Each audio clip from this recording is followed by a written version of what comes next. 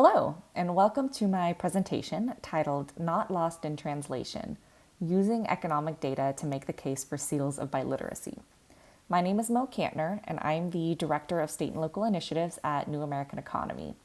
I want to thank Global C.R.E.D for organizing this amazing event, and we are really privileged to be a part of it.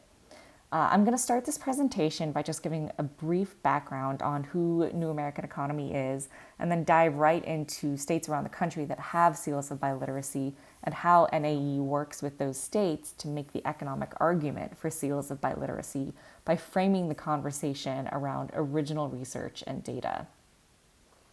So NAE is a bipartisan research and advocacy organization that was founded 10 years ago to bring together more than 500 political and business leaders from all 50 states who believe that immigration is fundamentally an economic issue and who wanted to talk about immigration in a different way.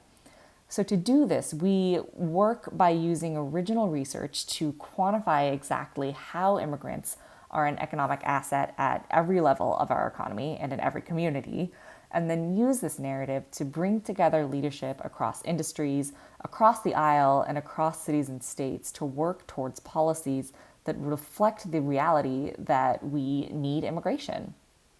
So NAE is actively working in close to 100 communities, from mayor's offices to chambers of commerce to civic organizations, as well as in more than 20 states with state legislators, with business leaders and policy staff to help develop policies that are more inclusive and to show with data the economic benefits of immigrant integration to each community and state. So specifically, we bring together cross-sector stakeholders by utilizing original research to bring everyone to the table.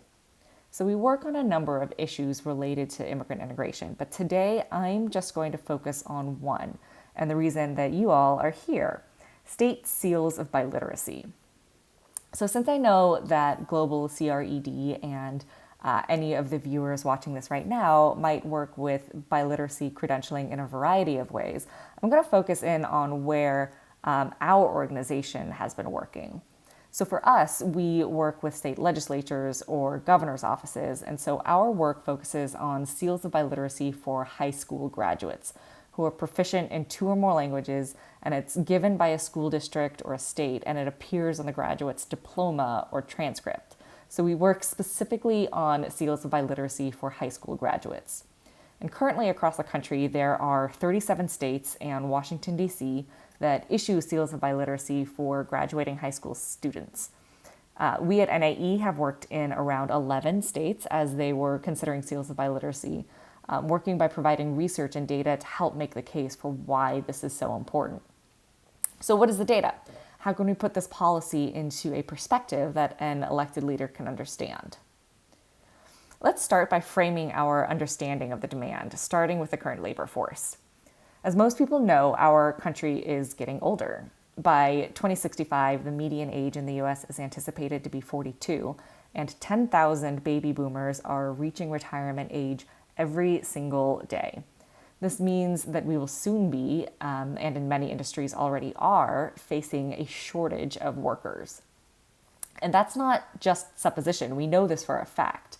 Across the country in 2018, there were over 12 open healthcare jobs for every 1 unemployed healthcare worker.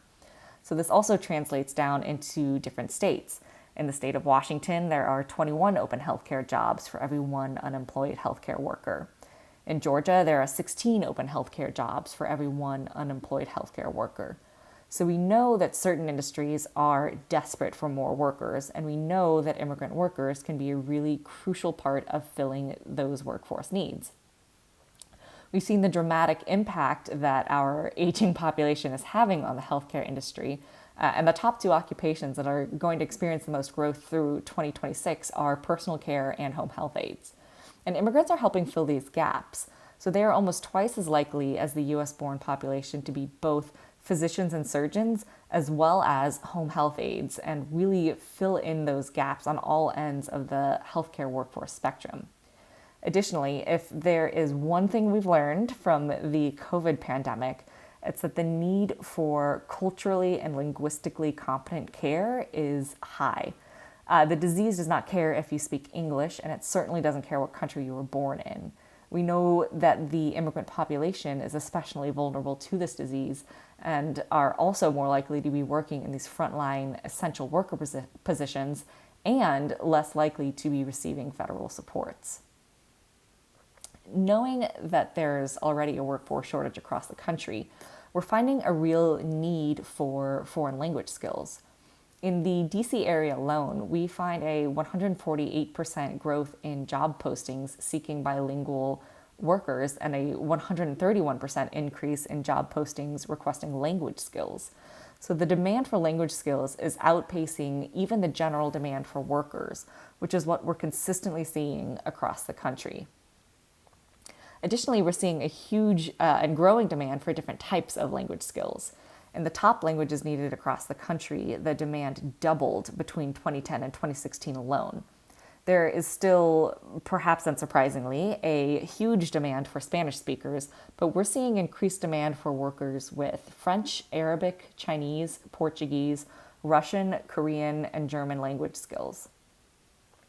And in the past, we've used data like this to partner with organizations like state-level TESOL orgs and advocates for Seals of Biliteracy. We can demonstrate through data the increase of both immigrant and native-born U.S. residents who speak a language other than English at home. And we use data like this and data showing how the demand for workers who are multilingual has grown over the last decade to push for these Seals of Biliteracy in several states. And numbers like this help us frame the conversation for state leaders, but they can also often be helpful for bilingual job seekers themselves. So let's take an example and look at the top 5 industries for bilingual jobs in a place like the DC metro area. So we find that finance and insurance tops the industries in increased job postings with a 162% increase from 2010 to 2016, followed by professional, scientific, and technical services. You think of your attorneys, research laboratories, etc., with a 159% increase in bilingual job postings, followed by healthcare and social assistance with a 156% increase in demand for bilingual workers. So these industries are in high demand and tend to have a wide range of skill requirements. But what about individual employers? In 2016, if you look at the top 10 employers who list a need for bilingual workers, you'll notice that it falls into the trends of the demands by industry. A lot of financial institutions, professional or research institutions, and healthcare employers. And if we look at what are the jobs in demand for specific languages, we can actually see a bit of variance there. The most in-demand job for Spanish speakers, and most in-demand across any bilingual job, is customer service representatives and salespersons, whereas the most in-demand job for Arabic speakers is interpreters and translators. So if someone is seeking to become an intelligence analyst, perhaps learning Arabic is the best route.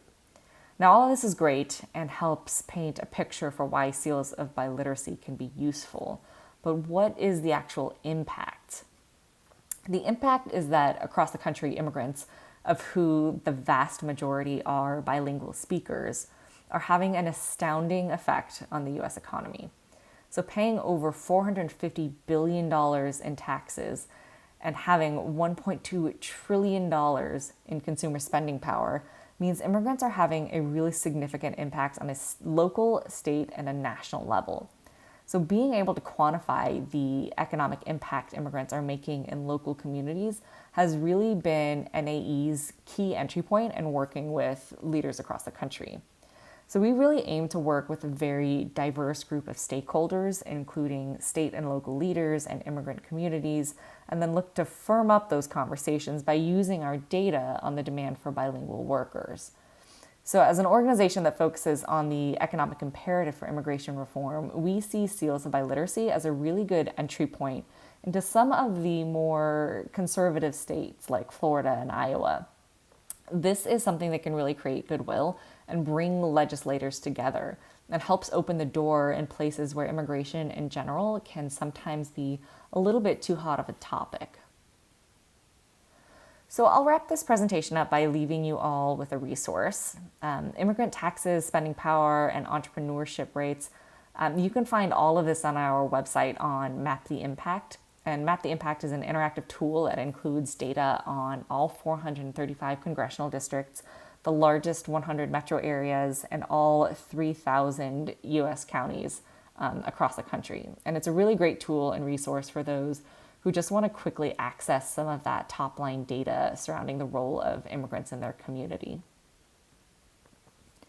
So I will leave it at that. If anyone has any follow-up questions or need anything, we want to help.